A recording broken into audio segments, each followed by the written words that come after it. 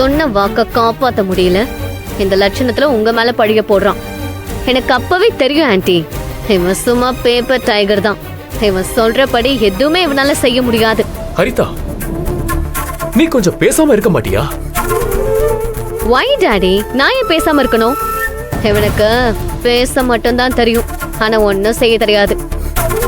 இதுவே ஆன்ட்டி பொறுப்பை என்கிட்ட விட்டிருந்தா நானே அங்கிள் இந்நேரம் வெளியே கொண்டு வந்து நிறுத்திருப்பேன்.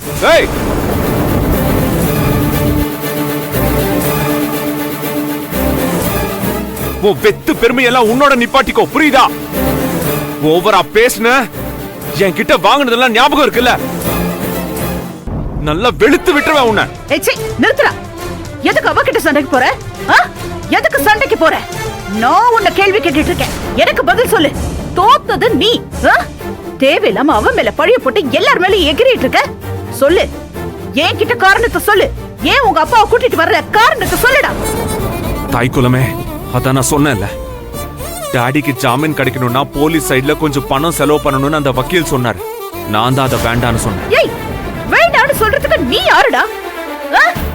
நீ சம்பாதிச்ச காசா? இல்ல, நானும் அப்பாவும் வேர்வை செஞ்சு சம்பாதிச்ச காசு. எவ்வளவு லட்சம் எவ்வளவு வேணுமோ நான் தூக்கி போட்டிருப்பேன்டா. உங்க அப்பா வெளியில கொண்டு வந்திருப்பேல. வேணான்னு சொல்லிட்டா நான் வேணான்னு. இதுதான் உங்களோட பிரச்சனை. இவ்வளவு வருஷம் டாடி கூட வாழ்ந்திருக்கீங்கல்ல, அவரை பத்தி கொஞ்சமாச்சும் அண்டர்ஸ்டாண்டிங் இருக்கா உங்களுக்கு? பணம் கொடுத்து பெயில வாங்குறோம்னு சொன்னா டாடி ஏத்துப்பாரா? ஏய் சொல்லுங்க. சும்மா வாய் சவடால் விடாத. அவர் ஏத்துக்கிட்டா என்ன, ஏத்துக்கலனா என்ன? அவர் வெளியில வந்தாகணும், அதுதான் முக்கியம். நான் பணத்தை கொடுத்து வெளியில வர வச்சிருப்பேன். அது பத்தாது. வெளியில வர்றவரு நிம்மதியா இருக்கணும். என் டாடிய பத்தி எனக்கு நல்லா தெரியும். ஏன், நானே பாதி டாடி தான். என் டாடி சட்டத்தை மதிக்கிறவர். குறுக்கு வழியில நான் சட்டத்தை விலைக்கு வாங்கினா அவர் ஒரு நாளும் என்ன மன்னிக்க மாட்டார்.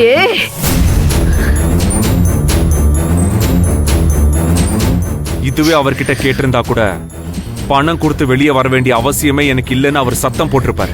ஏய், உன்னை நம்பி விட்ட பாரு, அது ஏன் தப்பு?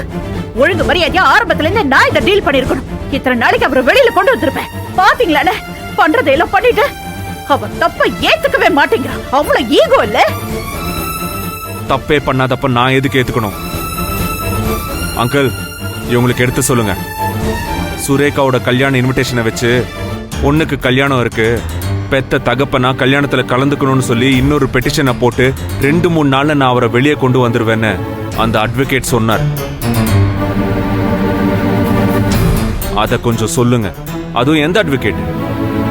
இவங்க ஏற்பாடு பண்ண அதே அட்வொகேட்.